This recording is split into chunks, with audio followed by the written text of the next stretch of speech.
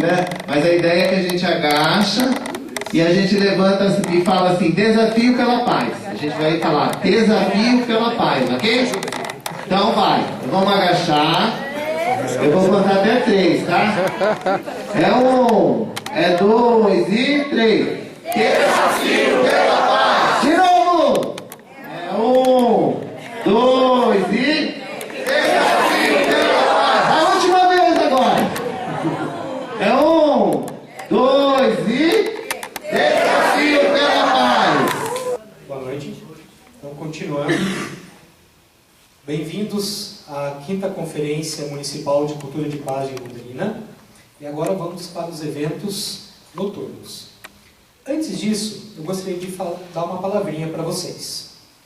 O pensamento positivo, gerando palavras e imagens positivas, que criam mundos de cultura de paz em Londrina, e que será através da mídia local irradiada e repercutida para todo o Paraná e Brasil. Um mundo melhor necessita de relações mais positivas entre as pessoas. Para que estes mundos se tornem melhores, as mudanças devem se iniciar dentro de cada um e o melhor de cada indivíduo deve ser procurado. Os pensamentos positivos são fundamentais nessas mudanças, pois os pensamentos e imagens contagiam e criam formas que se materializam. Há 16 anos existe em Londrina um movimento pela paz e não violência, formalizado através da criação da Lei Municipal 8.437, que instituiu a Semana Municipal da Paz e o Dia Municipal da Paz. A lei formatou uma comissão organizadora municipal para organizar anualmente o evento que tem se estendido para a região. Desde maio de 2008, o COMPAS, Conselho Municipal de Cultura de Paz, assumiu junto com o Londrina Pazeando esta organização. E hoje, então, formalizando esse 5º Conselho Municipal de Cultura de Paz, nós tivemos à tarde a palestra com a professora Lia Diskin, nós tivemos também o Fórum Desenvolve Londrina, tivemos também a palestra com o juiz Leoberto Branker. Acertei? Professor, acertei agora? É que de tarde eu errei, desculpa. Tivemos também a apresentação do relatório e a aprovação do regimento interno da COMPAS e eleição dos novos membros e conselheiros da COMPAS. E agora à noite nós teremos uma dinâmica de integração que o Luiz Cláudio vai passar para vocês, e também a palestra com o professor Paulo Roberto de Souza, que vai começar logo depois da dinâmica de grupo. Então convido agora o Luiz Cláudio para fazer a dinâmica de grupo. Por favor, peço que todos fiquem em pé. Direito da Universidade Estadual de Maringá e coordenador do Programa de Justiça Restaurativa e Cultura de Paz da UEM, Propaz UEM. Seja bem-vindo. Eu falei minha comunicação aqui sentado para ficar com uma dimensão horizontal de igualdade, né? Embora nós temos aqui uma elevação. Vou tentar atender aqui ao pedido do Luiz Cláudio. Inicialmente ele pediu para que eu falasse sobre o papel do advogado na justiça restaurativa. E nós tivemos à tarde as palestras do juiz Leoberto Branker, da Lia Diskin, com referências conceituais importantíssimas, né, na perspectiva da justiça restaurativa, e eu gostaria de falar, e já antecipando até a dinâmica que segue a fala, né? Se alguém quiser fazer pergunta durante a minha fala, né, nós já podemos antecipar. Vamos fazer mais numa perspectiva de diálogo, perspectiva de tentar trazer para vocês aqui um pouco da reflexão que a gente tem procurado fazer e das atividades que nós desenvolvemos.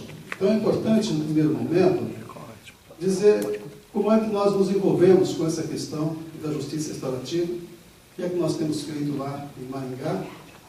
O grupo já esteve aqui em Londrina também, contribuindo com a formação. E a coisa nasceu em 2009 para nós, quando nós estávamos fazendo ali um exercício de reforma do projeto pedagógico do curso de Direito. E surgiu então a oportunidade de introduzir no curso de Direito práticas e soluções alternativas de conflito. E nós então optamos por fazê-lo junto com uma professora de psicologia, já falecida, introduzindo práticas de justiça restaurativa, junto com conciliação, mediação. E como são soluções alternativas, nós trabalhamos também com arbitragem. Arbitragem é processo, né? E é processo adversarial. Então nós não falaremos. Logo na sequência, nós tivemos que escolher onde nós iríamos nos apropriar de experiências. E naquele momento escolhemos Porto Alegre, foi a nossa referência, estivemos lá em 2010, assustados, né, e maravilhados ao mesmo tempo, né, um verdadeiro espanto, aquele espanto gostoso, de estar em um ambiente que era totalmente diferente do ambiente da minha atividade profissional. Eu, advogado, desde 86, professor da UEM desde 86, na área de processo civil, prática de processo civil, e vimos que tínhamos acertado em introduzir aquilo no projeto pedagógico. No entanto, quero dizer aqui, de que aquilo para o curso, não é, era alguma coisa como uma loucura. Você tem 4.200 horas, né, que são destinadas à formação do bacharel em Direito, 68 horas destinadas para essas... na verdade, no início eram 34 horas destinadas à formação. E só foi introduzido, ou seja, os professores, os demais professores só deixaram introduzir, né, porque estava sobrando carga horária no curso de Direito. Não sabia o que fazer com aquela carga horária, né, e nós aproveitamos a janela e botamos lá dentro. Passamos a ser um dos cursos pioneiros na formação do bacharel, né, com essa perspectiva, em especial a prática restaurativa. Por que eu estou dizendo isso? Porque a gente percebe, para aqueles que já estão fazendo prática restaurativa, estão começando, uma cobrança muito grande em relação aos advogados e advogadas. Dizendo, não participam, quando participam não colaboram, né? Mas na verdade não sabem fazer. Não sabem fazer. E é a partir dessa perspectiva que eu gostaria de falar sobre essa experiência em relação aos advogados. Não são formados para isso. Os juízes não são formados para isso. Os promotores não são formados para isso. Então, se nós temos alguma coisa a fazer nesse contexto de transformação que é oferecido pela justiça restaurativa, o esforço é fazer com que haja uma formação, não é, daqui para o futuro, ou seja, introdução nos cursos. E em relação aos que já estão atuando, né, a pergunta é como fazer para que nós possamos acelerar o processo de oferta dessa metodologia restaurativa aos advogados, para que eles possam, pelo menos, ter uma possibilidade de escolha, no momento em que está encaminhando o caso, entre, né, encaminhar para o sistema tradicional ou encaminhar para um sistema alternativo. Então, essa seria uma primeira abordagem. Mas, fundamentalmente, a minha preocupação atualmente é de que nesses últimos 10 anos, como foi mencionado pelo Leoberto Franquet, houve uma mudança muito grande no Poder Judiciário, que assumiu um protagonismo em relação à implantação das práticas restaurativas e à difusão das práticas restaurativas, e agora essa difusão alcança todo o país. Inclusive a meta 8 do CNJ para este ano de 2016 é ter uma unidade, pelo menos, em cada estado. No caso do Paraná, nós temos várias unidades, já cumprimos a meta antes da meta, mas os demais estados não. Olha. E aí, a questão que eu coloco é a ausência dos advogados, né, nesse processo. A OAB agora, a questão de um mês, aprovou um programa de aceleração na formação dos advogados para a mediação para atender o novo Código de Processo Civil. O Estado do Paraná também está privilegiando a questão da mediação em conciliação, porque é obrigatório agora por causa do novo Código de Processo Civil. Então nós começamos a perceber assim, como é que fica a questão dos profissionais que foram formados e estamos formados, num paradigma que agora está em mudança. E um novo paradigma exige muita coisa. E uma delas é a transformação da pessoa. Não dá para atuar num novo paradigma fazendo uma adaptação meia-boca. E não dá para que a gente possa pensar seriamente nessa questão de transformação, acharmos que a gente pode reproduzir certos modelos de formação onde você não conheça aquilo que parece ter sido algo essencial nesse projeto, desse processo de transformação, que é a vivência. Então, como organizarmos formação, onde advogados e outros profissionais, eu estou falando em relação a advogados, pudessem se apropriar desses conceitos, se apropriar da metodologia a partir da vivência, para que ele, com segurança, possa orientar, desenvolver a sua atividade, orientar e encaminhar, mas também ter condições de avaliar o que está ocorrendo, o que pode ocorrer nesse processo. Essa preocupação é uma preocupação nossa, e encaminhamos para a OAB Maringá. A OAB Maringá já atendeu o nosso pedido, criou uma comissão de justiça restaurativa, e a partir dali nós estamos fazendo a composição. Há um processo democrático aberto, para quem quiser participar, mas nós temos alguns advogados, algumas advogadas que já passaram pelo curso, já têm o conhecimento, que nós queremos que integre essa comissão, para que possa, a partir da própria OAB, ser oferecido esses cursos de formação do advogado, para que ele conheça essa metodologia. Mas quando nós colocamos essa questão do advogado, não é diferente a questão do promotor e não é diferente a questão do juiz.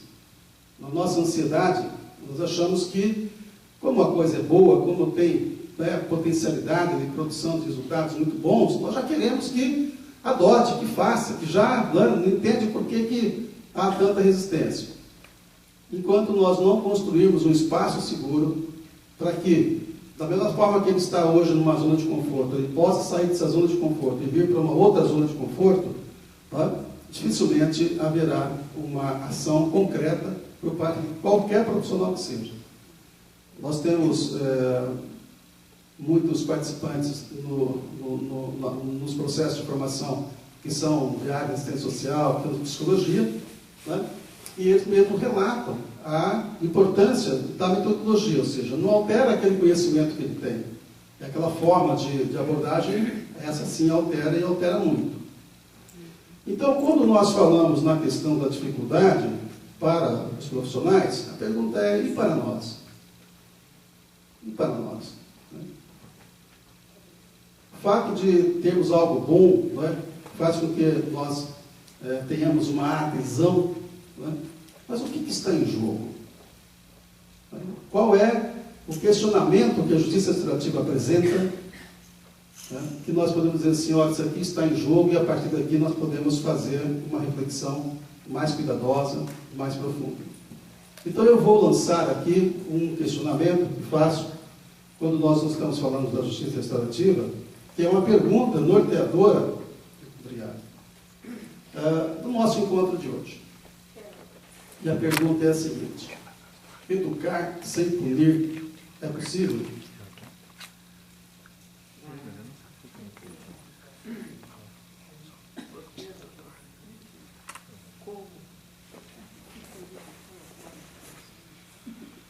Educar sem punir é possível? É possível. Como é que nós cuidamos das nossas estratégias de conformação de comportamento? mesmo nós que respondemos, educar sem punir é possível, não é? Nós temos consciência do quão arraigada está a estratégia punitiva.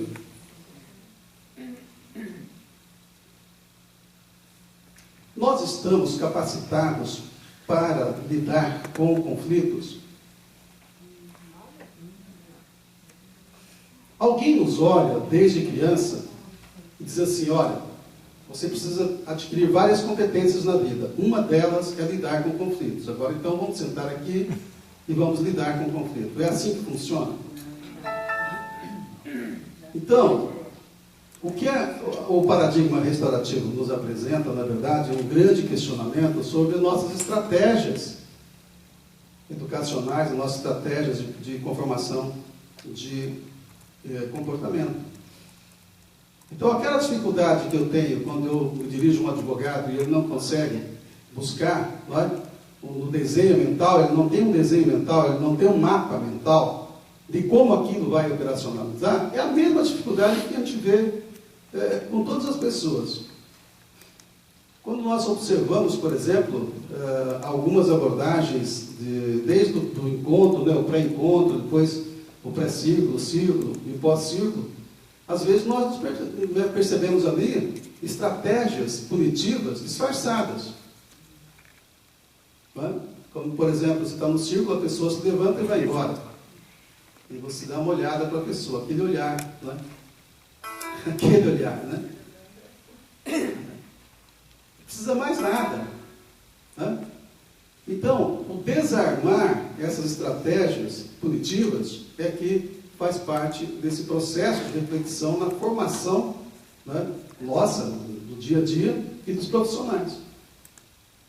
E aí, a questão para os profissionais é a mesma questão para todos que vão atuar como facilitadores, porque se não tivermos consciência do processo, do que está acontecendo no processo, a gente perde, né, toda a potencialidade e riqueza que esses processos abrem.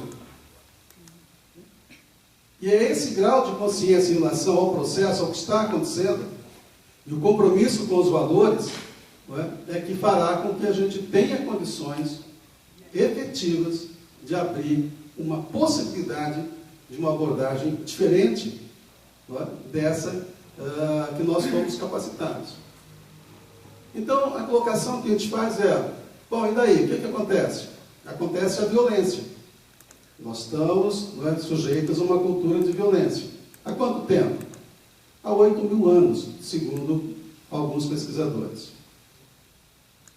8.000 anos de cultura de violência, se não nos tornar pessoas violentas, a gente vai desconfiar seriamente, né, desse processo com tamanha duração, ao ponto em que nós naturalizamos a violência.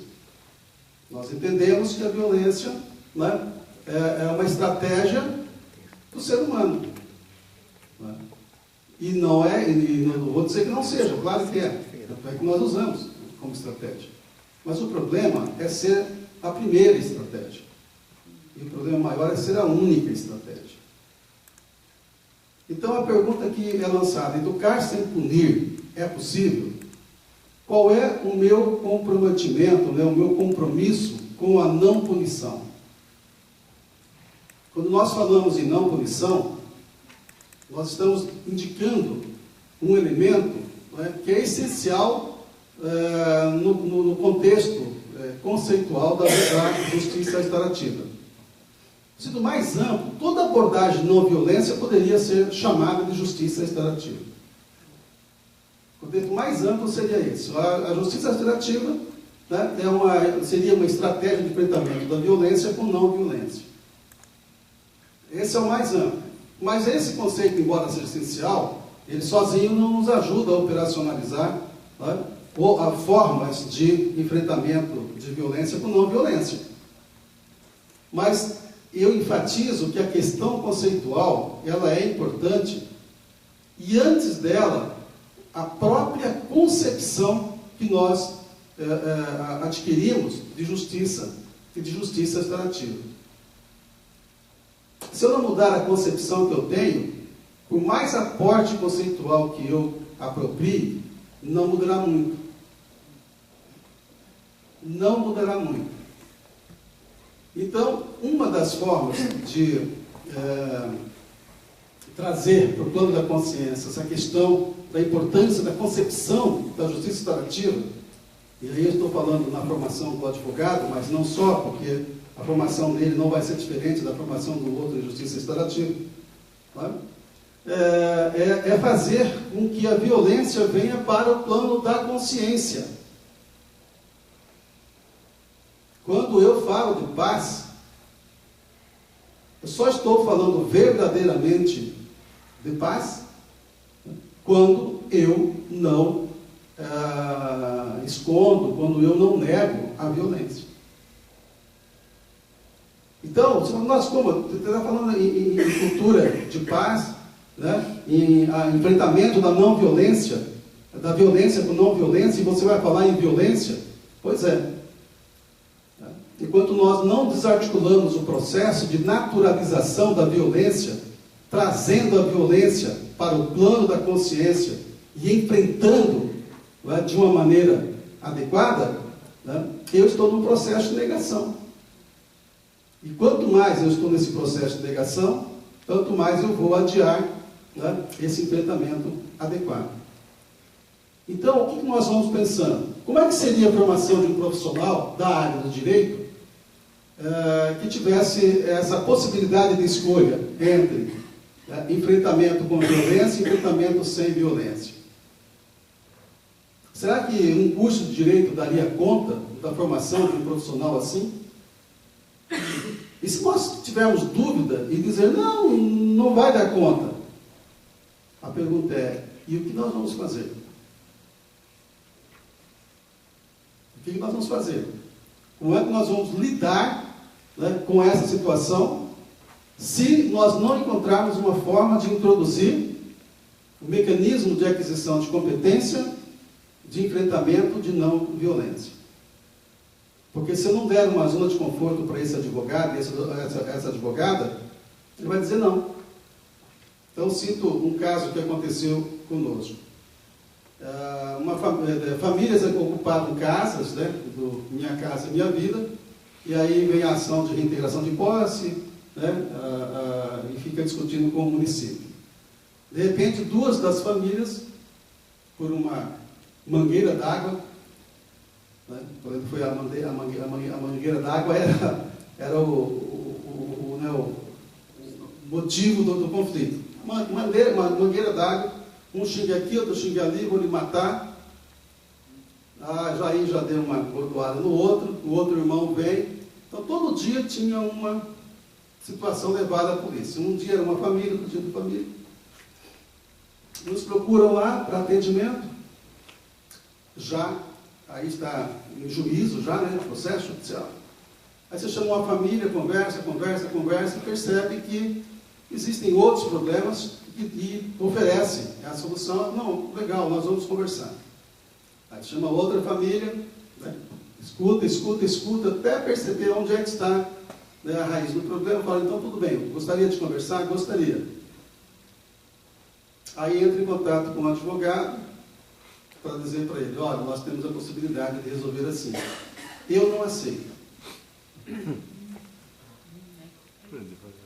E orienta a família, um advogado orienta a família, o outro orienta a família, e está resolvido o problema.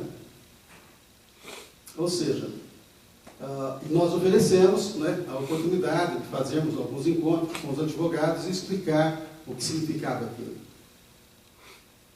Mas não seriam encontros de 1 hora para explicar. Tá? Explicar, inclusive, a metodologia, como é que aquilo vai se desenvolver, qual é o papel dele naquele processo, naquele círculo.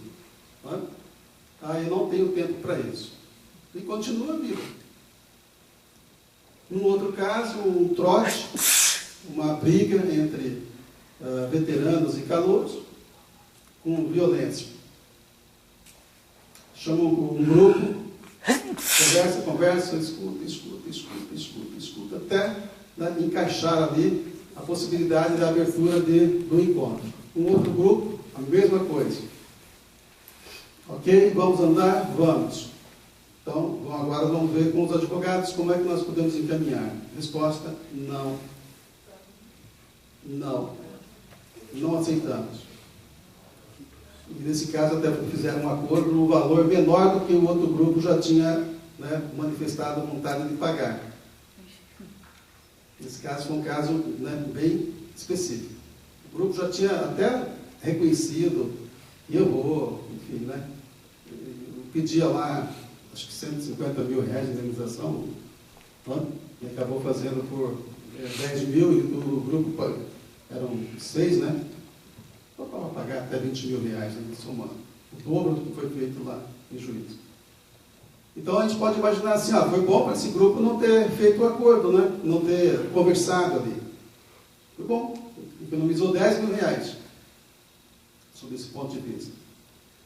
Aí então a gente começa a pensar seriamente, né, nas estratégias que são adotadas para enfrentamento de conflitos, e a gente percebe que não é diferente na escola, não é diferente dentro do ônibus, no ponto de ônibus, em casa. Tá?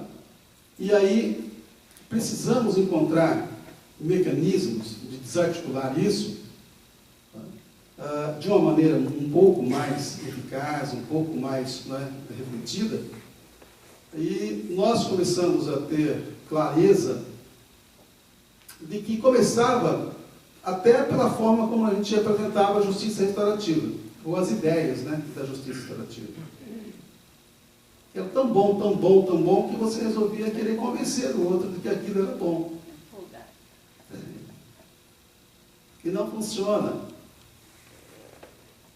Ela só funciona no mecanismo do fluxo, do dar e receber. Como oferta. Então, como oferta, vai ligar diretamente ao princípio da voluntariedade e do princípio da autonomia da vontade.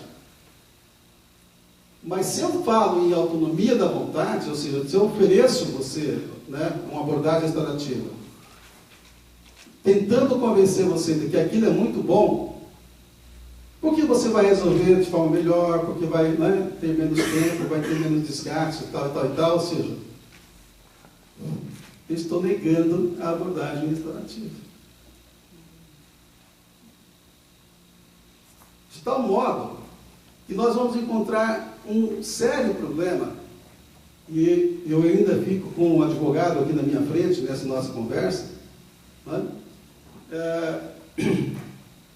Onde nós podemos observar as experiências que estão ocorrendo em Londrina e Maringá, em relação a outras experiências que estão ocorrendo em outros lugares. Talvez a pergunta norteadora seria: estão percebendo o protagonismo do judiciário? Nos lugares onde existe um juiz, pelo menos uma juíza, né, que aceita, né, Londrina, né, já tem uma faceta diferente. A sociedade já vinha se esforçando, né, e agora encontra o judiciário e faz um movimento, mas com cara de movimento social. Lá em Maringá, nós estamos desde 2010, né, e agora, em 2016, que o judiciário veio junto. O movimento lá até então, né, é um movimento capitaneado lá pela academia, pela universidade. E aí, quando nós começamos a comparar essas experiências, quando nós começamos a ver, por exemplo, agora que o judiciário veio e adotou, né, a comunidade se abre para aquela experiência. Se isso acontece aqui, acontece ali, acontece lá, a gente vai percebendo, né, que existem estruturas que estão postas, que se produzem e reproduzem, produzem e reproduzem. A estratégia é, então, tentar, né, achar brechas, né, para se infiltrar nessa estrutura, né, minando-a por dentro. E aí, então, vem uma questão muito importante para nós, que é: onde não há mecanismo coercitivo em curso, ou seja, não tem um processo judicial, ou não tem um processo administrativo, as pessoas aderem a isso com facilidade?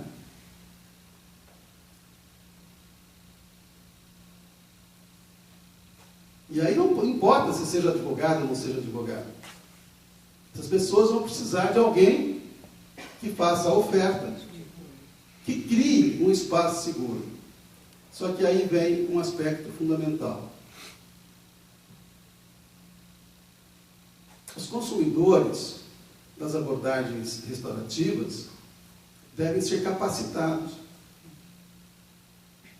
Ou seja, a própria pessoa, não é, que vai enfrentar a sua situação naquele encontro, no círculo, tem que ser capacitado àquilo. Tem que ser preenchido aquele espaço da vida dele, né, onde foi negado a ele a formação da sua competência de lidar com conflitos. E quando nós fazemos isso, e a pessoa depois diz não, né, nós cumprimos um objetivo extremamente importante na perspectiva da cultura da paz. Porque aquela pessoa a quem nós dedicamos aquele tempo não é sujeito de conflito só naquele conflito, onde aquele conflito foi a oportunidade de capacitação para lidar com conflitos de modo adequado. Ele é sujeito em vários conflitos. E ele pode se apropriar daquilo que ele não quis naquele momento, né? Mas no outro, onde ele se sente mais empoderado, ele está mais curado, ele pode, né, aplicar. Alguém questionou o problema do número, o problema da estatística. Né? Nós seguimos uma orientação muito simples. Se der certo com um, já valeu. Já valeu. Você já atuou de forma eficaz, né, dentro da estrutura de violência, né, e pelo menos naquele caso você, né, contribuiu para desarticular essa estrutura, desarticular essa reprodução. Quando nós começamos a olhar a proposta restaurativa com esse ângulo, a gente percebe que vai demorar mais tempo do que nós gostaríamos que as pessoas assumissem. Tá? Mas a pergunta é, qual é o problema? Não tem problema nenhum.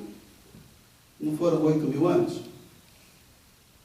Se demorar mais 1.000 anos para desarticular, está tudo bem, está valendo. Ah, podemos não sobreviver até lá? Podemos. Isso importa? Não sei. Isso inverte totalmente a questão da responsabilidade. E é nesse ponto da responsabilidade que eu quero tratar agora, né, quando nós pensamos na formação de um profissional da área do direito. O que mudaria para um advogado, uma advogada, uma abordagem restaurativa? A partir do quê? Qual é o ângulo visual em que ele atuaria?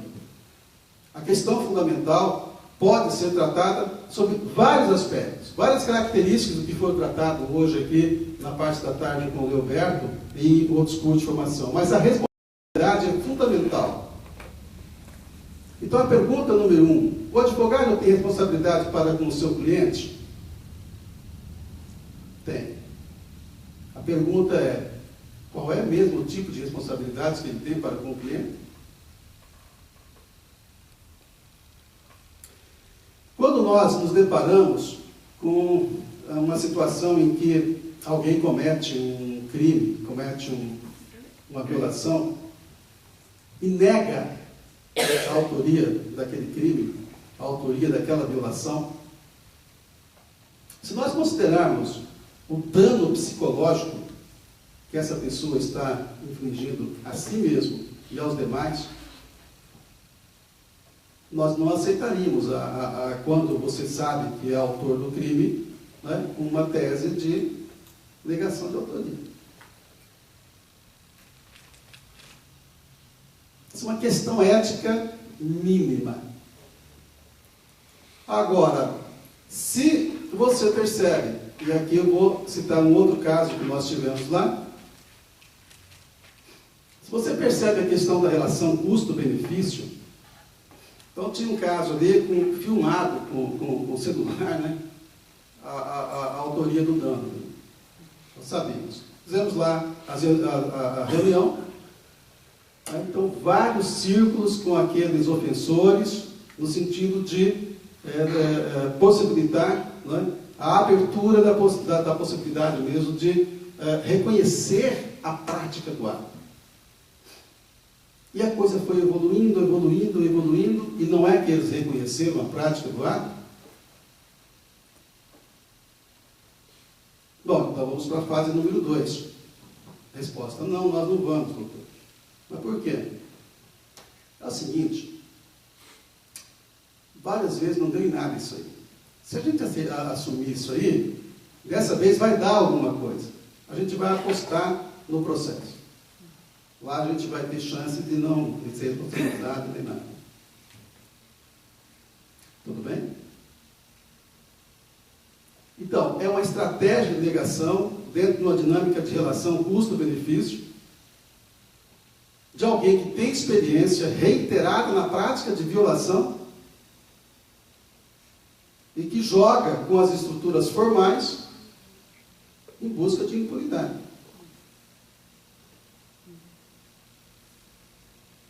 E a pergunta é: como lidar com isso?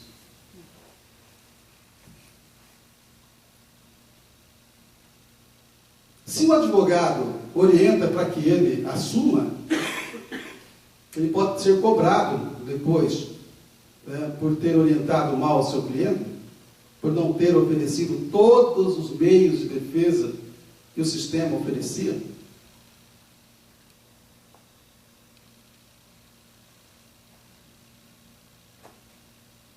Faça esse teste com colegas e colegas que tenho aí, amigos, advogados e advogadas.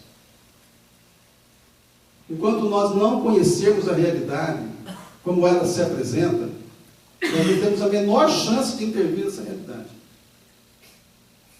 A menor chance. Nós estamos longe, estamos fora. Então, veja, eu posso manter alguém num processo de prática de atos reiterados, dando sustentação para aquilo, e não ser chamado de coautor desses atos? Então, eticamente falando, e não estou colocando a ética do advogado, né? A ética maior, que é a ética da vida, né, permite essas estratégias de negação?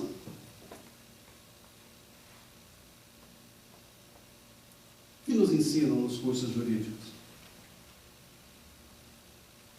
Nós saímos dos cursos jurídicos com facas nos dentes. Quanto mais duro, quanto mais dura, tanto melhor profissional.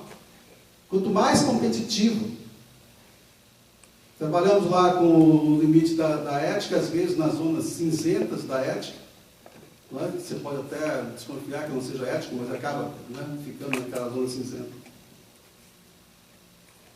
Então a questão que eu coloco na outra vertente, que é a da responsabilidade, é a seguinte: o advogado de um autor de um crime tem responsabilidade para com a vítima?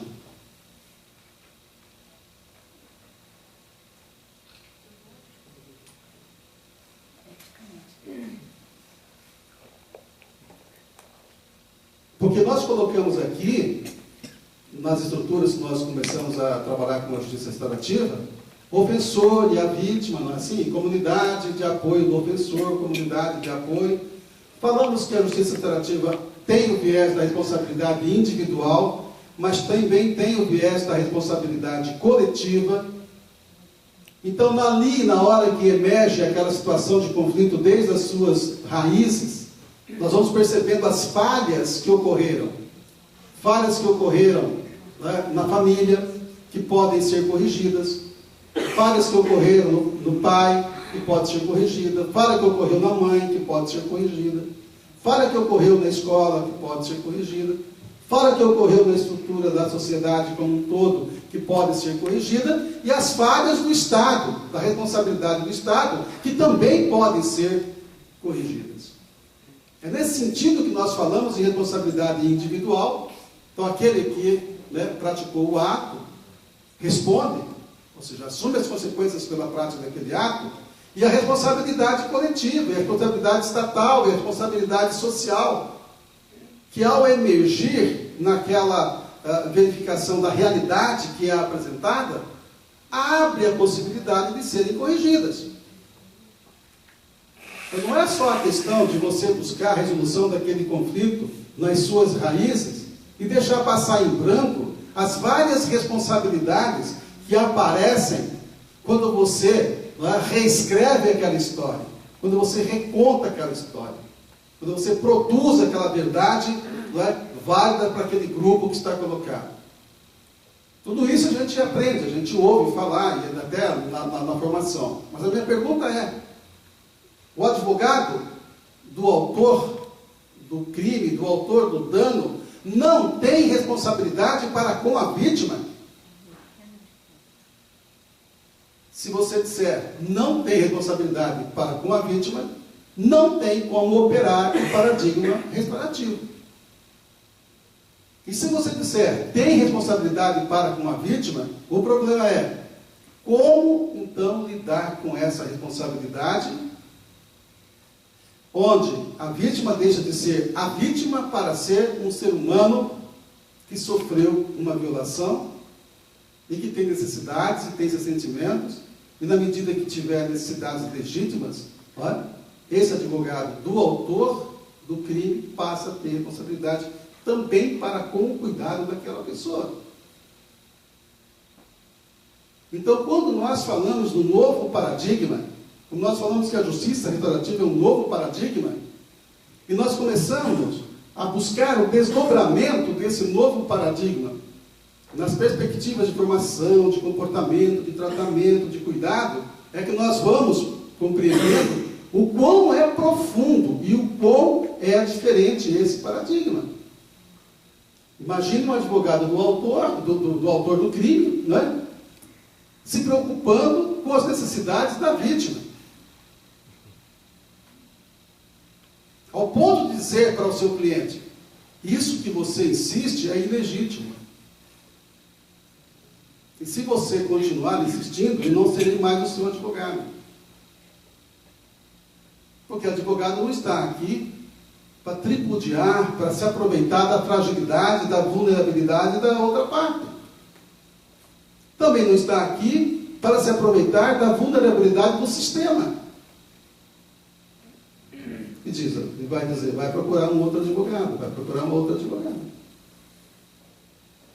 Ou seja, é uma dimensão ética da vida que orienta a perspectiva restaurativa, não é? Que vai influenciando o comportamento da pessoa onde quer que esteja exercendo que função seja. Da mesma forma, e agora eu vou inverter para a gente ver a dificuldade dessa questão, né, da apologia da justiça restaurativa, para que não seja só apologia. Se eu tenho um Estado que prende alguém, que não cuida de alguém, que não cuida adequadamente, esse advogado teria de fazer uma resistência brutal a esse Estado. E eu pergunto, inclusive mentindo? Inclusive negando a autoria? Seria um dano menor para a sociedade, que aquela pessoa continuasse no convívio impunemente, do que, não é, receber uma punição acima daquilo que daria legitimidade à punição, que seria a tal da proporcionalidade. Acabei de apresentar um dilema agora. Ou seja, seria uma abordagem restaurativa essa, de adotar uma estratégia de resistência para obter um mal menor?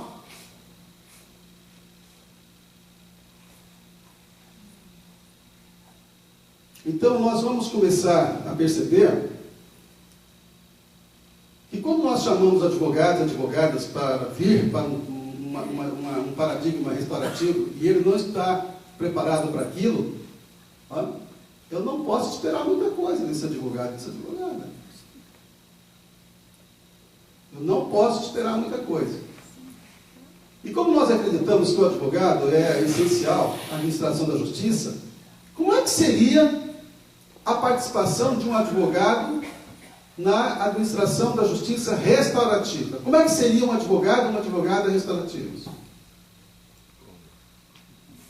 O que nós encaminhamos agora ali na OAB Maringá é a criação de uma comissão de advogados, né? Então, a Comissão de Justiça Restaurativa. E essa comissão, ela tem dois papéis fundamentais. Um é participar no processo de construção da política pública de justiça restaurativa que nós estamos encaminhando em Maringá. E o outro é de forçar a OAB a oferecer a formação adequada aos advogados.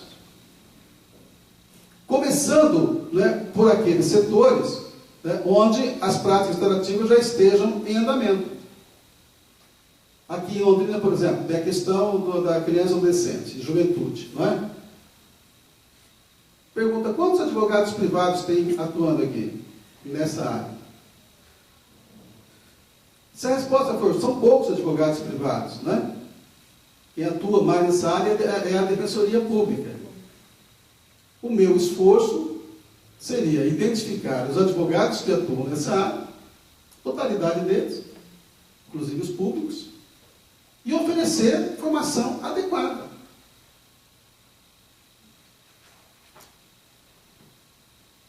Quando eu digo identificar, eu estou dizendo toda a comunidade fazer isso, de forma organizada. Então, por exemplo, pode ser o Londrina Faziano. Quem são os advogados? Porque se nós não fizermos isso, não haverá transformação, não haverá mudança. Esperar que alguém esteja com prazos no escritório, desesperado, capturado nessa lógica destrutiva que é oferecida. Sair daquela situação, vir para uma formação. Esse modelo de formação que é oferecido ou é toda semana, né, semana inteira, ou um dia inteiro, uma vez por semana. Porque não adianta fazer só pela manhã e só pela tarde. Se perde muito tempo. E aí, então, a questão fundamental. Isso é construir política pública? Isso é construir política pública. Então, pega lá o nome das pessoas ali, olha, esse aqui, conversa, oferta, cria mecanismo, faz a oferta. Não é? Por quê? Porque a atuação daqueles, naquele pedaço de situação de conflito, não é essencial. Agora, eu estou dizendo, independentemente dos cursos jurídicos oferecerem ou não na formação dos profissionais da área de direito, não é? Esta a aquisição de competência, quem está pensando em transformação da sociedade, e vamos imaginar, se a coisa é tão boa, teria pressa, né, teria ansiedade, tem que se organizar para isso. Não ficar cobrando o advogado. Ele não sente a menor responsabilidade, ele não sente o menor compromisso, ele não tem obrigação disso. Eu não estou defendendo os advogados, eu estou dizendo, né, temos de ter uma abordagem mais eficaz. A mesma coisa em relação a ambientes, né, situações onde a prática restaurativa já devia estar em curso, que são, pelo menos, né, dos casos do ECA e os casos do SINASE. Cria um grupo de trabalho, se organiza, olha, como é que nós vamos fazer isso aqui? Obstáculo número 1, como é que eu lido com esse obstáculo? Obstáculo número 2, como é que eu lido com o obstáculo? Número 3, enquanto eu não terminar esse trabalho, não dissolve o grupo de trabalho. Ele não precisa estar envolvido em outra coisa. Só aquilo. Por que eu estou colocando isso? Porque quando nós trabalhamos com a justiça restaurativa, nós estamos trabalhando com necessidades. O foco é a necessidade. No primeiro momento, a necessidade da vítima, mas também da vítima primária. Citando um exemplo, que essa semana passada uma aluna me disse, mas assim, não é bem isso, né? O autor de um estupro tem, na vítima que sofreu estupro, não é? a pessoa que recebeu o dano direto da ação dele. Nós chamamos de vítima primária. Só que todos os que sofreram com aquele ato são vítimas também. E são as vítimas secundárias. A mãe do autor do estupro é uma vítima? Ela tem necessidades?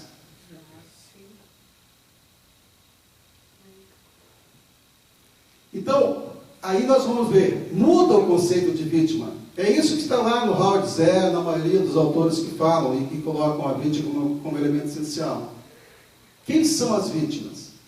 Quais são as suas necessidades? Ora, se as necessidades é o nosso norteador no trabalho para buscar a solução, na satisfação daquelas necessidades quando forem possíveis, eu olho para o advogado e pergunto, quais são as suas necessidades? Porque se eu não atender aquelas necessidades, ele simplesmente vai se voltar e não vai aceitar. E por que a abordagem é voluntária? Por que se valoriza tanto a autonomia da vontade, né, nos casos da abordagem restaurativa? É porque nós sabemos que quando nós fazemos as coisas contrariadas, nós cobramos um preço muito alto. De quem nos obriga a fazer contra a nossa vontade, ou de nós mesmos. E quando nós não conseguimos fazer isso, cobramos de quem nem tem nada a ver com isso. Então, toda pessoa que faz algo contrariado cobra um preço muito alto. Muito alto. E ela faz na proporção que atua o mecanismo coercitivo.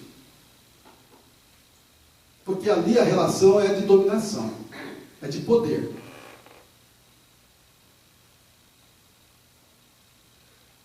Então, quando eu vou fazer a abordagem lá com o pessoal, né, do Sense, eu vejo lá um mecanismo coercitivo fortíssimo atuando sobre aquelas pessoas. Alguns até com a privação de liberdade. E a pergunta é, como é que vai atuar a autonomia da vontade nessa condição?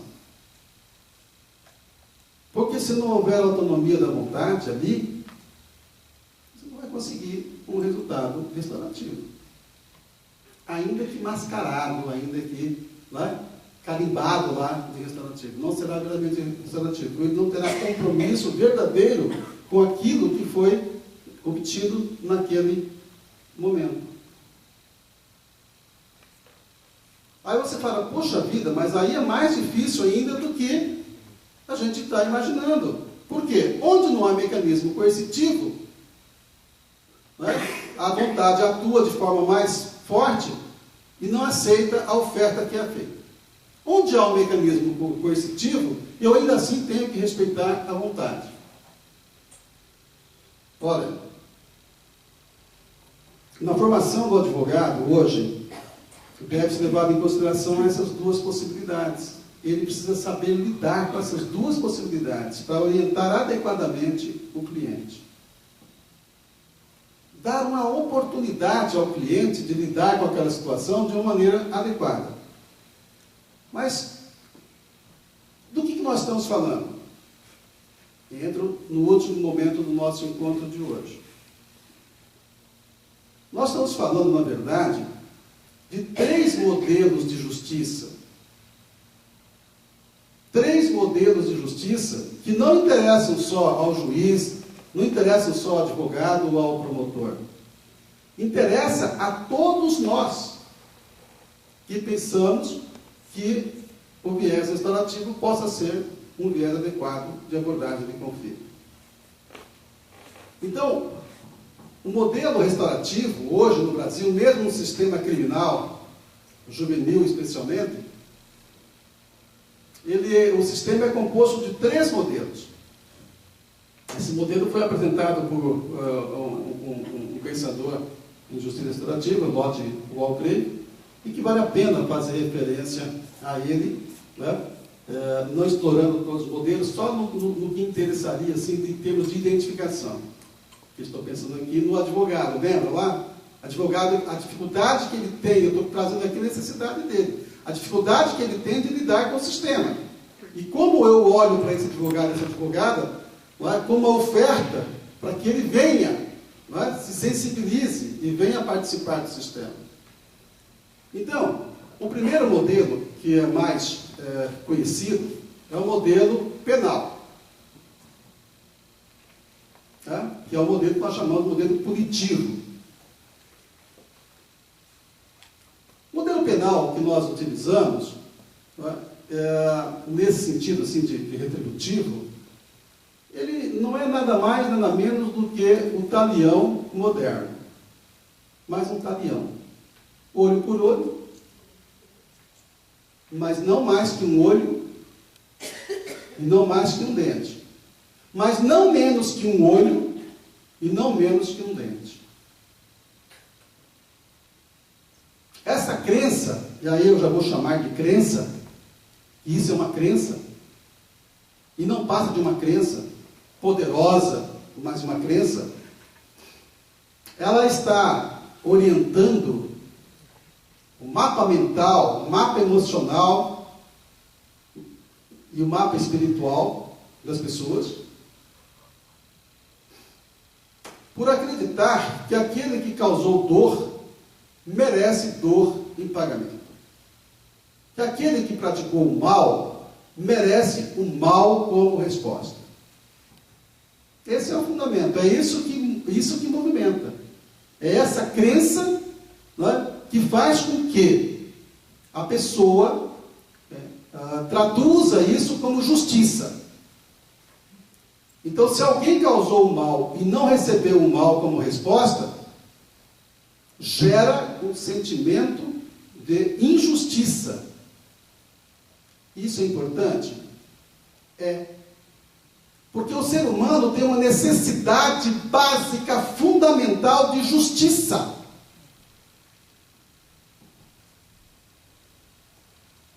E isso nós devemos olhar para essa situação todo dia, com todas as pessoas.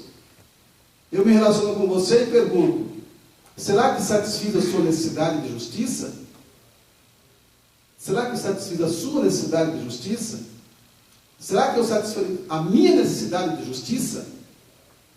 Agora, se eu acreditar que justiça é responder com dor a quem pratica dor, e a ideia da proporcionalidade é ser olho por olho, não mais que olho, não menos que olho. O sistema penal, ele trabalha assim. A sociedade vai lá e percebe um valor que precisa de proteção. Que tipo de valor? Vida. Então, a vida é um valor muito importante. Mas pode ser violado, não pode? Então nós vamos ter uma estratégia de comunicação. Nós vamos comunicar a quem violar a vida, aquele valor, o quanto o valor vida é importante. Nós vamos comunicar para a pessoa. Não é? E vamos comunicar também para o resto. Comunicar para todo mundo. Vida é importante. Como é que nós fazemos isso? Quem violar a vida, né, será comunicado de que ele violou um valor importante. E se essa comunicação será uma desaprovação daquela conduta. Então, quando eu vou comunicar a ele que vida é importante, você não pode violar a vida. Ok? E aquilo tem que significar uma desaprovação daquela conduta. Porque se não for desaprovado, o outro poderá violar também. Ou seja, a regra é anulada, mudou a regra. Já não tem mais aquele valor tão importante. O sistema penal, que é o punitivo, retributivo, ele usa a pena para comunicar a importância do valor violado.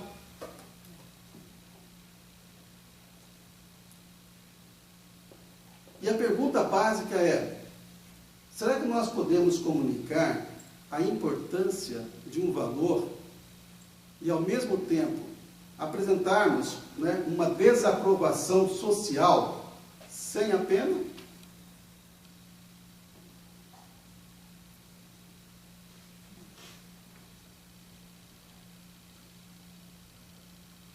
Esse é o desafio.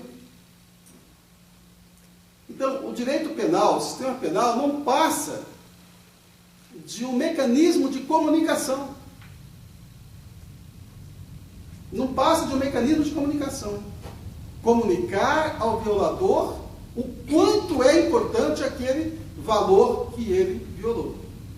Só que a estratégia de comunicação é a pena. Então, se eu conseguir comunicar a importância desse valor e desempenhar a estratégia de desaprovação social, sem usar a pena, eu estarei cumprindo a função do direito penal, a isso que nós chamamos de direito penal, não é? Mas através de uma abordagem não punitiva. Aí eu pergunto, isso está claro para nós? No nosso dia a dia? Nas formas como nós abordamos? Está claro? Então, hoje eu estava ouvindo na rádio sobre... sai totalmente da parte do direito e vai para a área da família e tal. Uma psicóloga falando que como os pais tratam com os filhos a questão de horário e tal, vamos supor, 10 horas você tem que ir para a cama, então 10 horas você vai sair da cama e vai deitar. Quando dá 10 horas o pai fala, filho, vai deitar. Aí o filho começa a fazer birra, fica agressivo e tal, e o pai não sabe como lidar com isso, daí ele pune de algum jeito, batendo, colocando de castigo, faz algum tipo de pena, alternativa mais branda ou mais severa. Aí ela falava que deveria ser feito o diálogo, né, com a criança. Só que aí entra a questão, como você vai dialogar com uma criança de 3, 4 anos de que aquele horário agora é para você sair do que você está fazendo e dormir. A criança vai querer questionar, mas eu estou assistindo meu desenho, eu estou jogando videogame, computador, mexendo no tablet, no celular. Como que você faz para entender, para a criança entender que aquilo é o certo, que aquele é o horário dela, sem punir ela de alguma maneira? Entendeu? Ou seja, nós não conseguimos encontrar estratégias não punitivas. Desde cedo. Não é? Então, daí... Só que... Ela deu um exemplo lá de uma pesquisa que fizeram na Universidade de Manchester. Se eu não me engano, eram 150, 160 famílias, que cada uma chegava e falava, vai dormir agora. Aí a criança fazia birra, tal. Aí uma hora ela ia. Aí alguns pais avisavam 10 minutos antes, daqui 10 minutos você vai desligar a TV, o computador, e vai dormir. Algumas crianças ainda continuavam, ficavam mais irritadas, outras aceitavam e depois dos 10 minutos iam. E só 6 famílias que o pai ou a mãe mandavam, tal hora você vai dormir. Essas 6 famílias, as crianças foram. Aí entra também a personalidade da criança. A personalidade da criança foi formada Então, no ambiente, não só pelo contato com o pai e a mãe. Não é? Então, entra, mas é cultural. Ou seja, fruto da cultura, fruto do ambiente. Ela está reproduzindo padrões que ela aprendeu. Ela falava disso. Mas ela também está testando. De pai que falava... Ela está testando os limites. Ela está testando os limites. Para saber depois como é que ela vai se comportar. Muito provavelmente ela vai somar essas experiências. E vai usar isso como estratégia. Então, quando nós entendemos que nós estamos num processo de construção e nos permitimos trazer isso para o plano da consciência, nós olhamos para nós também para ver a nossa responsabilidade na construção daquela situação que está posta lá. Só que como é que ensinaram para nós para lidar com a situação? Ensinaram com uma estratégia punitiva. Aí eu busco no meu referencial as minhas experiências, e na primeira oportunidade eu aplico aquilo que eu aprendi, aquilo que eu sei. Eu estou reproduzindo, porque eu estou dizendo para a minha criança, que eu também não sei o que fazer com aquilo. E o que vou fazer é o que me ensinaram a fazer. Só que eu não questiono o que me ensinaram a fazer.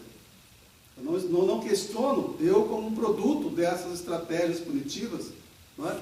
Eu vou reproduzindo.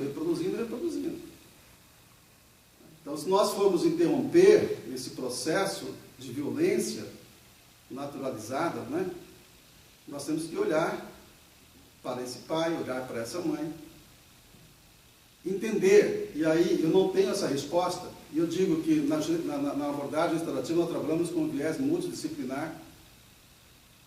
Então, as pessoas que cuidaram disso, estudaram, os psicólogos que fazem essa área, eles virão contribuir para que nos capacitem disso. Os sociólogos que olham a questão, né, do conflito, a sociologia do conflito, vai nos ajudar. Ou seja, você tem que contar com os conhecimentos, né, que estão oferecidos. Eu não estou pensando nisso numa perspectiva que você tenha que contratar um psicólogo para você, filho, daqui a pouco você não consegue pagar isso aí. Né? O plano de saúde oferece uma consulta por mês. Né? O SUS oferece com limitação. Eu estou aproveitando a sua fala para dizer da nossa condição de abandono enquanto sujeitos em situação de conflito. Nós estamos abandonados à própria sorte, mobilizando energia não sei de onde para continuar lidando com isso, sozinhos, e pior, com filhos, com mulher, com companheiro, com companheira, descarregando sobre essas pessoas todas as nossas incompetências comunicacionais, todas as nossas incompetências negociais.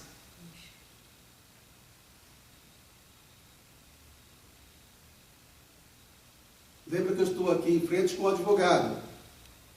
Se ele não é formado adequadamente para lidar com essas situações, ele está desempoderado, ele está abandonado. Ele não tem como ser cobrado para dar resposta, por quê? Ele não tem resposta para aquelas perguntas. E aí, então, eu coloco aqui, isso que estava chegando nessa última parte, ela não é muito curta, mas serve para dar um fechamento do que eu estou tentando dizer hoje. E tão importante que é formar um advogado para ter possibilidades de soluções alternativas, aquilo de chamar o juiz, de chamar o terceiro, é nos empoderarmos também, é nos capacitarmos também. Mas nós só teremos consciência dessa necessidade quando nós trouxermos essas necessidades, falarmos dessas necessidades, reconhecermos as necessidades. Reconhecermos que somos vulneráveis. Reconhecermos que somos absurdamente vulneráveis. E encontrar na vulnerabilidade a fonte do início e do desenvolvimento desse processo de emancipação da nossa condição de abandono, de carência. Enquanto nós não fizermos isso seriamente, enquanto nós não trouxermos isso para o plano da consciência, de ver no outro a vulnerabilidade, e não ceder à tentação de explorar a vulnerabilidade do outro. Não cedermos à tentação de explorarmos a vulnerabilidade do outro. Nós não interromperemos a cultura de violência. Portanto, o que eu estou dizendo é que nós temos que trazer a violência para o plano da consciência. Falei do modelo de justiça penal, falei que não passa de um mecanismo de comunicação. Comunica o quanto é importante. Quanto maior o valor, quanto mais valor damos àquilo que é violado, mais dor infligimos como resposta àquela situação. Medindo aí com tempo de prisão, sabemos que a prisão é uma desgraça, e nós não nos sensibilizamos com aquela desgraça daquela prisão. E sabe por quê? Porque não há nada de errado com a prisão. A prisão cumpre o papel para o qual a prisão foi criada. de atemorizar, com o exemplo daqueles que estão lá, atemorizar os que não estão lá, para que eles evitem praticar atos e vão para lá. Não há nada de errado com essa prisão que está aí, porque ela foi criada para ser assim. É o papel dela que é reservado nessa estrutura de comunicação de um valor importante através da dor, através, né, da punição, da pena. Estou dizendo que a prisão seja boa, não é isso. E que nós trabalhamos com o viés restaurativo, a gente também tem uma dificuldade enorme de saber se cabe o viés punitivo ou não. Alguns dizem assim, não, cabe o viés punitivo. Hoje mesmo o Roberto Blanquer falou para nós aqui que nos crimes mais graves, né, não haveria como deixar de ter pelo menos um pedaço da história retributiva. Mas o desafio é esse. O desafio é esse. Como você tem uma abordagem não punitiva e não ser impunidade? Não ser resposta adequada. Lembra lá a comunicação? Como comunicar a alguém, não é? Mas a importância daquele valor, a desaprovação que nós demos ao ato que foi praticado, sem a punição. O segundo modelo de justiça que está em vigor no Brasil, esse está em vigor, não temos dúvida que ele está em vigor, não é? Não temos dúvida. O segundo que está em vigor no sistema criminal, ele é um pouco diferente, porque ele não se preocupa com o crime como elemento central. Ele se preocupa com o delinquente, com o criminoso, com o violador. E a abordagem que se dá para ele não é infligir uma dor, uma punição, né? Para ele é um tratamento, para ele é a reabilitação. Então, quando eu digo assim que a pena, né, deve também cumprir o processo de ressocialização, eu estou dizendo, vamos tratar essa pessoa. Esse homem é um incompetente comunicacional. Então, nós vamos dar competência de comunicação para ele. O que eu estou dizendo? Marshall Rosenberg, naquele texto Comunicação Não Violenta, ele diz assim: a violência é uma forma inadequada de comunicar uma necessidade, um sentimento ou um desejo. Tudo bem?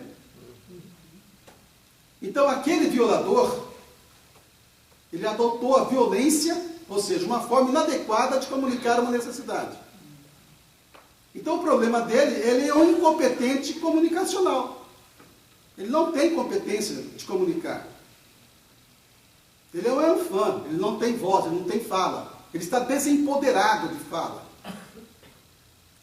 Aquela pessoa, então, será capacitada a manifestar adequadamente a sua necessidade. Ou seja, através da não violência. Quando a gente vê uma pessoa com uma deficiência qualquer, a gente não tripudia a pessoa. A gente respeita aquela condição, não é, de não igualdade com o outro. Quando você vê um violento, é uma pessoa que tem uma deficiência no plano da comunicação. Assim como o direito penal é um sistema de comunicação, ele também está usando o mesmo sistema de comunicação para mostrar para o outro o quanto que é importante a necessidade dele, o quanto que é importante o sentimento dele, o quanto que é importante o desejo dele. Só que ele está adotando uma estratégia inadequada. O que você faz com uma pessoa que adota uma estratégia inadequada? Capacita a pessoa para que ele possa demonstrar, né, comunicar-se de forma adequada, demonstrar a necessidade de forma adequada. Aí você fala, não, mas espera aí, então a gente vai ter que parar o mundo, descer, e depois entrar de novo para retomar o negócio? É só isso que eu estou fazendo. Cada um para o seu mundo, se desliga desse automático que está, não é isso? Quando nós trabalhamos com a comunicação não violenta, que é uma das estruturas da formação externada, a gente percebe uma coisa, né, que é essencial para o ser humano, que é a necessidade que nós temos de conhecer os nossos sentimentos. Aí, quando nós buscamos um vocabulário sentimental, o máximo que nós conseguimos responder rapidamente: como você está? Estou bem. Ou não estou bem, estou mal. Quer dizer, genérico, não sabe dar um nome para aquele sentimento, não sabe lidar aquele sentimento. Foi proibido falar de sentimento. Falar de sentimento é mostrar fraqueza. Lembra da vulnerabilidade? Eu tenho que ter consciência da minha vulnerabilidade. Um tapa que me é dado, de forma bem dada, me mata. Uma queda que eu tenho aqui agora, aqui, ó, morro, me quebro inteiro. Fico paralisado. Fui subir o degrau do ônibus, pisei de mau jeito, caí, bati a cabeça, morri. Uma pessoa mais forte pode tomar a minha carteira, pode tomar o meu carro. Eu tenho que lidar com isso. Somos vulneráveis. Então, as estratégias de comunicação, né, nesse caso, no processo de reabilitação, no processo de ressocialização, a gente busca várias formas de expressar isso no direito, ou na assistência social, ou na psicologia. Daí tem aquele problema também terminológico, cada um, né, aborda de uma maneira diferente. Vai me dar, então, um conjunto de modelo de justiça reabilitadora. Lá na justiça, na justiça penal, no modelo penal, o Estado aparece como opressor. Aqui no modelo reabilitador, o Estado aparece como provedor. É o Estado providência. E aí tem o terceiro modelo. O terceiro modelo não se preocupa com o crime e nem com o delinquente em primeiro lugar. Se preocupa com a reparação do dano. O que significa, vamos lidar com as consequências? Como lidar com as consequências? Eu não tenho como apagar aquilo lá, eu não tenho como anular aquilo lá. Vamos lidar com as consequências? Houve dano? Vamos reparar o dano? E o Estado, nesse contexto, é o Estado responsável. Eu vou discutir política pública na perspectiva restaurativa? Claro que vou. Qual é a abordagem de uma política pública na perspectiva restaurativa? O Estado é responsável, o violador é responsável, né? Mecanismos de falhas que vamos identificando atribuem responsabilidade. Aí nós temos 3 modelos de justiça: o modelo penal, o modelo reabilitador e o modelo restaurativo. E vejam, quando eu vou formar um profissional da área do direito, eu preciso deixar claro para ele qual é a responsabilidade dele no modelo penal, qual é a responsabilidade dele no modelo reabilitador e qual é a responsabilidade dele no modelo restaurativo. Porque se não ficar claro para ele, ele não vai se desincumbir, né, dos seus deveres, das suas obrigações, né, para com o seu cliente. E aí então eu estou fechando essa minha fala com vocês nesse momento, dizendo: perceberam como estão abandonados os advogados? Perceberam como estão abandonadas as advogadas? Porque somos todos vítimas desse sistema que prioriza a violência como forma de controle de comportamento, como forma, né, de dominação. Somos todos vítimas iguais.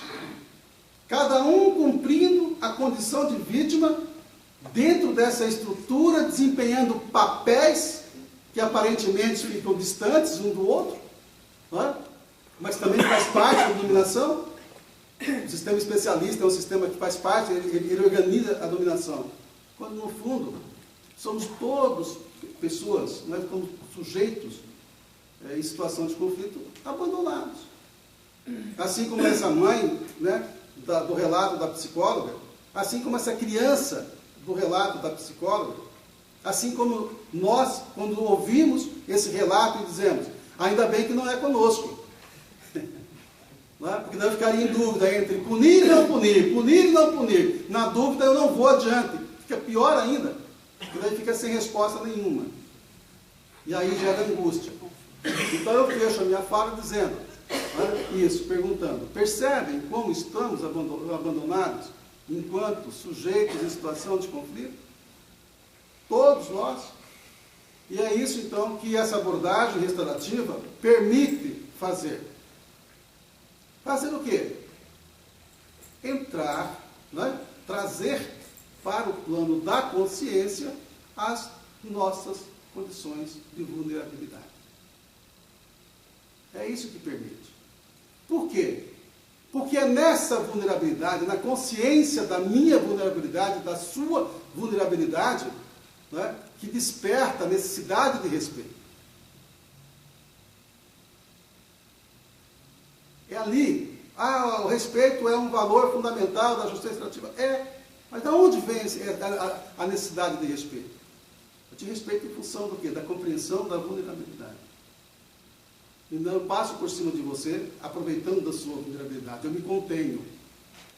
E aí então entra a questão, né, fundamental, que é a autonomia da vontade. Eu não te violo porque não tem ninguém olhando, porque não tem câmera filmando. Tá? Eu não me aproprio das suas coisas porque tenho oportunidade. Eu não faço valer sobre você o meu poder porque eu disponho daquele poder. Eu não faço nada disso simplesmente por quê? Porque eu te respeito. Tendo ou não olhares, tendo ou não condições, sendo ou não aquele processo falho, então aproveitar as falhas dele, mas eu preciso de reciprocidade. Eu preciso de reciprocidade. E eu só consigo essa reciprocidade num pacto, num consenso, numa convenção. Somos todos frágeis, vamos nos respeitar? Sim, sim e sim. Então, a ideia foi trazer o papel do advogado, atendendo a sua sugestão, e eu espero ter contribuído, né, para a compreensão desse papel, na perspectiva de uma abordagem restaurativa.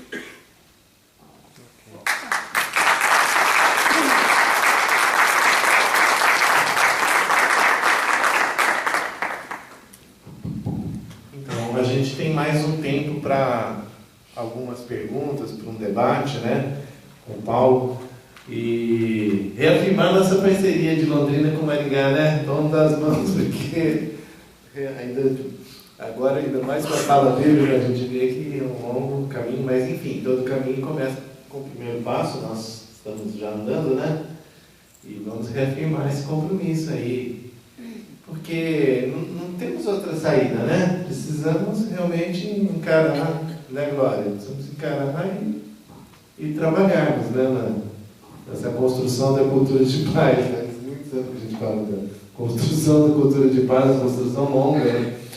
Mas, enfim, se ficamos milênios, né, na cultura da violência, não vai ser de um dia para o outro que a gente vai fazer toda uma reflexão, mudar. Eu sempre falo, pessoal, não vai chover paz, não, tem que transformar. Mas, enfim, eu gostaria de passar para vocês também, para a gente aproveitar, né, essa formação, vocês já começaram a fazer com os advogados lá em Maringá, ou você é um projeto que você já vai colocar em curso? Então, inicialmente nós havíamos pensado em fazer o que nós fizemos com as demais formações, né? Ofertar. O que faz lá o nosso grupo de iniciativa, que é coordenado na parte do projeto de extensão pela Nilza, é oferta. Fizemos isso desde o início, ofertando, né? Aí eu pensei em fazer a mesma coisa. E depois eu avaliei melhor com o grupo, cheguei à conclusão de que seria essencial a participação da OAB nesse processo. Não é? E aí, então, nós retiramos a proposta do curso, nos voltamos novamente para a OAB, né? Aí tem a organização dela. Então, propôs criação de uma comissão de justiça restaurativa. E essa comissão, né, aí formalmente com a OAB, aí junto com a OEM, junto com o curso de Direito, para fazer essa oferta de formação, né, de como funciona a abordagem restaurativa e a outra abordagem reabilitadora, né, que é o papel do advogado. Aí o diálogo que a gente vai fazer é o profissional daí, né? A Glória primeiro, quem mais? A Glória primeiro, depois ele, depois o Gustavo. Ó, tem um microfone para poder gravar. Boa noite novamente, Paulo. Primeiro, obrigada pela fala. Eu acho que ajuda a gente a pensar várias coisas. A minha área de formação é educação, eu sou pedagoga, e eu creio que tem uma questão fundamental na sua fala que tem a ver com esse movimento, né, sistematizado, refletido, planejado, de desnaturalizar algumas questões. Eu acho que a fala do colega que cita ou que escutou na rádio, acho que o grande nó, né, para a gente superar na construção de uma cultura de paz, né, na construção de uma outra forma de resolução de conflito, está justamente em a gente submeter à crítica o modelo com o qual a gente tem resolvido os nossos conflitos. E isto é difícil, né? Para a gente, para o outro, né? Como provocar, né? Como convocar o outro e a gente também a submeter à crítica como tem resolvido as suas questões, né? Como tem atuado, né? E daí eu acho que não passa por essa questão da justiça enquanto sistema judiciário, né, e muito mais da justiça enquanto valor. Então, como é que eu pratico isso? Né? Como é que eu não violo o outro no cotidiano, né, nas minhas ações e por aí afora? E o núcleo de Maringá, ele atua num ambiente, né, que não é um ambiente mais cortês, né? A gente atua na universidade, né, num curso que tem uma tradição, no curso de Direito, né, que tem uma prática arraigada, né, e de talvez potencializar aí alguns conflitos e por aí afora. Então eu queria que você contasse um pouquinho mais para a gente como é que são as estratégias, né, você já foi dando pistas, mas quais são as estratégias, né, para nesse ambiente também conseguir avanços nesse processo de desnaturalização, seja dos colegas de departamento, seja da própria estrutura da universidade, que é um ambiente que potencializa alguns conflitos.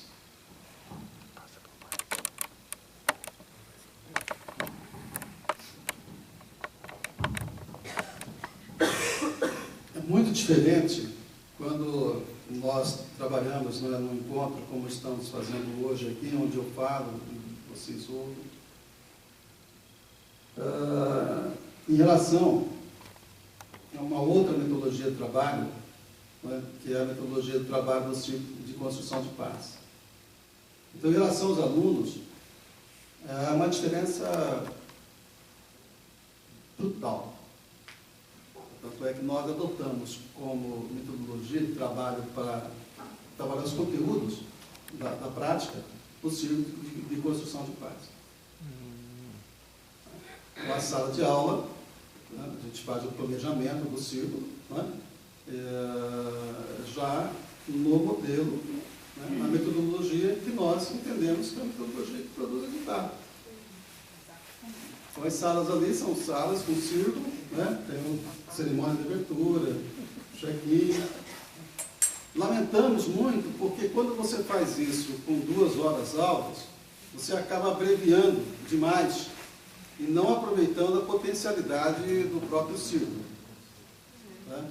Aí teríamos que ter os 2 horários, né? Os 4 horários para trabalhar, ter um intervalo. Né? Então, hoje nós pensamos até em buscar outras formas de organização em relação aos alunos que sejam mais produtivas do que aquelas outras. Ou seja, né? Estamos nos apropriando da metodologia, né? E aplicando a metodologia com os próprios alunos. Em relação aos demais professores, em relação às demais situações, as coisas acontecem como acontecem em outros lugares. Nós tivemos uma solução de conflito na via alternativa mediante o modelo restaurativo baseado no ciclo de construção de paz, envolvendo chefias e funcionários, um caso bastante delicado no curso de Direito, isso. Só posso mencionar isso, não conheço mais outras, a questão do sigilo, então a gente menciona isso. Mas já teve aplicação com resultados satisfatórios, ou seja, as pessoas saem do processo mais satisfeitas do que as outras soluções. Poderia ser mais satisfeito ainda? Poderia.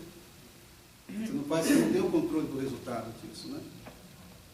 Em relação às outras situações, para a universidade, o que nós temos hoje lá é a criação de uma comissão para fazer com que se institucionalize na UEM a prática restaurativa para a solução de conflitos, para todas as situações de conflito. Docentes, alunos e técnicos, né? Mas também com o critério da voluntariedade. Então, agora a gente retorna, nós estamos trabalhando com a mesma coisa lá que estão fazendo aqui, com a questão da política pública, né? O programa de pacificação social mediante práticas restaurativas, estamos fazendo isso na universidade. Temos esse modelo instituído na Federal de Pernambuco, o professor Marcelo Pevisoli é o que é responsável lá pela metodologia, mas conversando com ele agora recentemente, ele disse que não tem sido aplicado muito, não tem havido a adesão. Né? Porque não adianta institucionalizar, você tem que se preparar, você tem que capacitar as pessoas para essa abertura de diálogo. E só se faz isso através do diálogo. Então, o que nós temos que fazer é criar espaços para que essa situação de diálogo possa acontecer. Na questão do conflito, o conflito é a grande oportunidade que nós temos. Nós temos de olhar o conflito, o conflito no sentido positivo, né? Essa questão dessa mãe, dessa criança, né? Que é uma situação de conflito, que foi apresentada, né? Ela pode ser o quê? O início de uma experiência transformadora. Ou ela pode ser mais uma situação exemplar de como as coisas não andam bem e como mães não sabem lidar com crianças. Nós podemos escolher uma ou outra situação. Então, que investimento que eu faço numa mãe dessa? Que investimento que eu faço numa criança dessa? Resposta: nenhum. Se eu simplesmente olho, constato, censuro, não é isso? Não faço investimento nenhum, então não interessa. Essa mãe vai continuar repetindo a estratégia de impotência dela, né? Naquelas situações com a criança, em outras situações, a criança vai assimilando aquele processo pedagógico em curso, com efeitos, né, negativos. Nós todos estamos olhando para isso, sabendo disso, não nos sensibilizamos com isso e mantemos a nossa condição de abandonados. Então, o fato de a gente oferecer isso na universidade pode não significar muita coisa. Claro que a gente fica feliz e conta, né? Eu coisa e tal, mas eu tenho uma realidade para lidar lá. Né? E só posso fazer isso agregando pessoas, convidando pessoas, agregando, oferecendo a capacitação. Ele volta para o seu ambiente, faz os primeiros experiências, volta novamente. E tem que ser com essa paciência ativa. Porque se também, né, a minha pressa não apressa o mundo. Não adianta ter pressa. Né? O cara não quer. O que nós colocamos é assim, né? Quando você percebe que você tem que lidar com as consequências, já chegamos aonde nós temos que chegar. Porque se você não fizer o que tem que ser feito, você vai ter que lidar com aquelas consequências. O mundo está cheinho de estratégias, né? Tem aquela janela da disciplina social que nós trabalhamos lá, entre negligência, permissividade, punição, tá? Né? Aquelas janelinhas nos permitem perceber. Aquelas pessoas vão ter que lidar com aquelas consequências, um pouco mais tarde, um pouco menos tarde. Não sei se contemplei a sua pergunta. Paulo, eu trabalho na Secretaria de Justiça, adolescentes infratores, mais ou menos 34 anos. E a gente foi picado por essa justiça restaurativa no ano passado, curso pela sua esposa aqui, mais dos colegas da UEM, e eu quero dizer que é um grande mote na minha vida, depois de tanta experiência que a gente teve, eu posso dizer que para mim foi transformador também, enquanto pessoa, né? E eu não largo de falar dessa justiça restaurativa, porque onde eu passo é onde eu posso conversar sobre isso. E essa semana, conversando com um advogado de Curitiba, nós fomos convidados, eu e a Dani Couto, fazer um círculo restaurativo dentro de um grande escritório de advocacia, com um porte mais ou menos de 30 advogados, mais de 30 estudantes, 20 estudantes de direito, e mais os funcionários para fazermos os círculos de mobilização e de divulgação da justiça restaurativa em Curitiba. Então, eu acredito que é uma sementinha que cada um vai falando dentro dessa desordem, desse abandono que você fala, a gente tem que falar, e falar, e falar, e onde a gente vai, nós temos que falar dessa justiça, e vai brotar, e vai brotando, e vai brotando. Que a gente vá a Curitiba e consiga um advogado, né? Que a gente vá aqui do lado, em Cambé, que a gente consiga um advogado no Círculo Restaurativo de Mobilização. Eu acho que você veio aqui também, né? Picou mais alguém aqui, e a gente vai. Eu acredito que a gente vai conseguir desenvolver um bom trabalho. Eu acho que vocês estão de parabéns, a UEM está de parabéns. Muito obrigado por ter tido a oportunidade. Eu agradeço todas as vezes que eu tenho a oportunidade de falar. Eu agradeço pelo momento que me escolheram para participar desse curso de facilitador. Porque isso me ajuda muito enquanto pessoa, enquanto ser humano. Né? Então, o advogado também é um ser humano. E esse advogado ele precisa ser picado. Né? Nós temos que tirar um pouquinho da pecha da questão todinha, da questão do lucro, do ser bem sucedido na vida, para ver o lado humano desse advogado e tentar resgatar esse lado dele também. Né? Então, eu acredito que é muito importante. Olha, nós estamos aqui em quantas pessoas? Era para estar lotado isso aqui. Né? Era para ter todos os 75 facilitadores que fizeram o curso no ano passado. Não é verdade? É verdade. No ano retrasado? Nós não temos, Paulo. Mas eu tenho certeza que a qualidade que está aqui dentro vai superar em muito. Não é verdade? Não é, gente? Nós estamos aqui às 9h30, muito atenção à sua palestra, né? Porque é muito importante para nós. E nós vamos alimentar, nós vamos fazer isso crescer. Tá bom, Paulo? Tem mais um aliado aqui. Tá certo? E eu não sou advogado. Tá bom? Gustavo.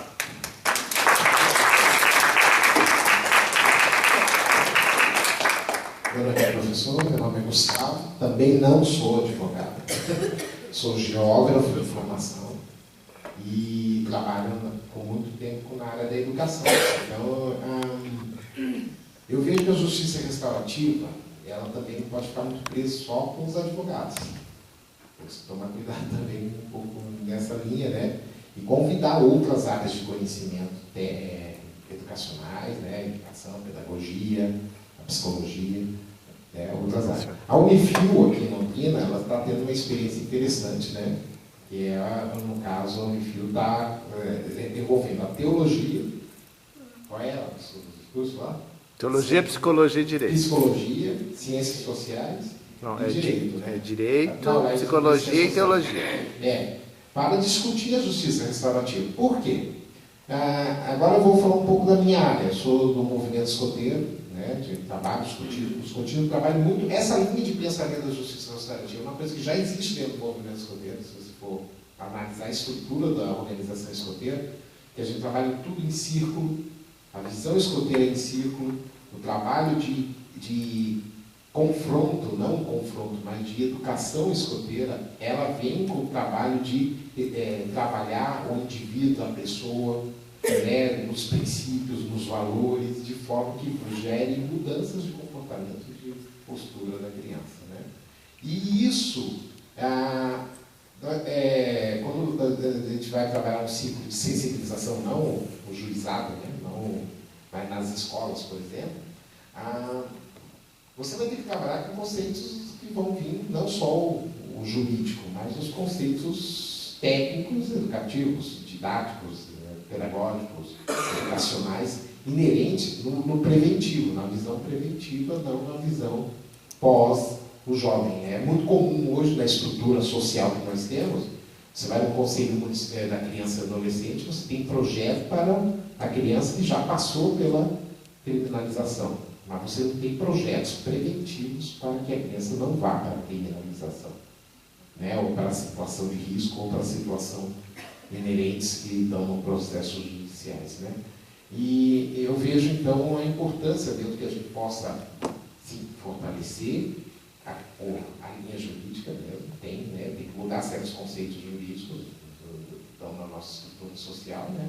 Mas também a gente poder alcançar a pedagogia, nós temos uma pedagoga que sabe muito bem, outras linhas de pensamento, você que está dentro de uma academia, né, na universidade, né, os outros departamentos, como vocês estão pensando nessa ampliação. A Unifil, então, conseguiu fazer isso, trouxe a teologia para discutir isso, nós temos aí as ciências sociais, temos outras áreas que poderiam contribuir no processo.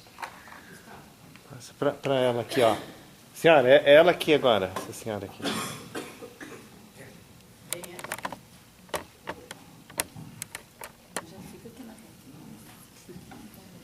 Boa noite, meu nome é Lenita, eu tenho formação em Direito, mas só sou bacharel. Eu quero pegar um gancho na fala do colega, que concordo plenamente com ele, que essa justiça restaurativa e essa metodologia, ela não deve ser só do operador do direito. Ela deve ser plantada, como é uma sementinha ainda, pelo que eu estou percebendo, que é a primeira vez que eu estou aqui, ela deve ser plantada, acredito que lá no pré. A própria criança vai ensinar a mãe, porque nós temos um conceito que só os mais velhos sabem, e nunca damos oportunidade para o menor nos ensinar também, porque nós também aprendemos com as crianças. E eu achei assim maravilhoso o trabalho, dou parabéns a vocês, até por conta que eu também sou defensora dos direitos humanos, sou delegada aqui de Londrina pela sociedade civil, e é muito importante a gente dos direitos humanos, a gente consegue visualizar o lado de quem cometeu o delito, que assim, bastante prejudica totalmente a pessoa, a família, a estrutura dela, como a gente também consegue visualizar o outro lado. Então é assim, não como dizer, compaixão, não. É um entendimento maior. Você consegue perceber, ter a percepção que ambos os lados perderam muito. Então, eu achei maravilhoso. É a primeira vez que eu estou participando, mas como eu participo dessas conferências, eu tive agora 27 de abril em Brasília, é maravilhoso você ver todos os lados. E como humano, aprender. Porque eu não vim nessa terra para ensinar, eu vim aqui para aprender. Então eu aprendo com qualquer pessoa, não importa a diferença que ela tenha. Por isso que eu digo, isso tem que ser plantado lá nos pré. Por quê? Porque as próprias mães, os pais, vão aprender com as crianças. Muito obrigada. Passa a senhora aqui. Meu nome é Cristiana, eu trabalho na epidemiologia, na saúde do município, e recebo as fichas de notificação de violência, né? Faço análise de cada uma delas antes de passar para a digitação no sistema SINAI, né? Que é a estatística. Eu achei assim, uma oportunidade muito interessante que precisa ser mais divulgada e que se façam capacitações, ofertem capacitações, né, junto às instituições que são protetivas, né, nos CRAS, nos CREAS, né, no CAN, que é de proteção da mulher, porque esse tipo, né, de formação para facilitadores pode contribuir muitíssimo não evolução desses processos. Né? Muitas das fichas de violência que a gente percebe que são primárias, se elas forem acudidas, se elas forem atendidas, talvez não evoluam. Né? Como lembrou a fala hoje cedo, né, o juiz falou, lembrando a fala da doutora Edna, né, que criança agredida é um futuro agressor, isso é sabido. Né? Então é muito oportuna essa roda e que tenhamos mais facilitadores capacitados para esse tipo de trabalho junto a essas instituições. Eu acho que essa é uma medida preventiva de muito valor. Né? E parabéns pelo evento. Passa o microfone, Lilian, filma aqui. Filma aqui para mim. Só queria fazer um complemento aqui, assim. Ele veio hoje aqui convidado para falar dessa formação para os advogados, né? Por isso de todo o discurso dele aqui. Mas todos nós, ele inclusive, né? E o Roberto mais cedo também nos passou aqui, né? É o nosso pensamento do combate, das pessoas aqui, do núcleo de justiça restaurativa, que é um movimento, né? É um movimento social, né? Tudo isso. Mas é lógico que ele veio aqui, nós convidamos para ele vir focar e falar na formação, né? Inclusive é uma grande inovação. Eu não sei se tem em outro lugar do Brasil, fora Maringá, isso sendo pensado. Então são os nossos vizinhos aqui, por isso que eu falo, nós estamos de mão dada, né? Estamos, né? Eu sempre falo para ela e falo para o Paulo, né? Nós estamos juntos aí. Eles têm umas coisas lá, nós temos outras coisas aqui, nós temos que se juntar e ver as nossas diferenças, né? Mas é assim, realmente, essa visão, né? Mas deviam ser um movimento, o Márcio falou, um movimento. Né? Por isso que aqui nós estamos com o movimento pela paz. Por que é o movimento pela paz está mais de braços dados aqui com isso? Porque nós entendemos que é um movimento mesmo, né? De trabalhar em várias frentes. Então, a gente já está chegando perto das 9h30, nosso horário era das 7h30 às 9h30. Se tiver mais alguma última pergunta, uma última colocação, e aí a gente encerra. Pode ser? Então, duas. Essa aqui, a Lilian e o rapaz. Depois só dá um informe de como estão as coisas, porque tem pessoas que são daqui, que não conhecem, seria bacana. No dia que a gente fez aquele círculo lá no FAT, né, teve um aluno que levantou uma situação assim interessante, né, porque ele ficou preocupado assim, a justiça restaurativa, então daí o cara não vai ser julgado e tal, e qual que é o papel do advogado aqui? Então, ele não vai estar ganhando nada, porque a preocupação dele é que ele não ia estar ganhando nada. Entendeu? Então, eu sou uma pessoa que eu acho mais importante a pessoa do que ganhar. Então, eu achei interessante o cara ter ficado tão preocupado com isso. Se você já teve esse questionamento lá dentro dos seus alunos também. Lilian, passa o microfone para o rapaz, aí ele responde as duas. Pode falar, rapaz.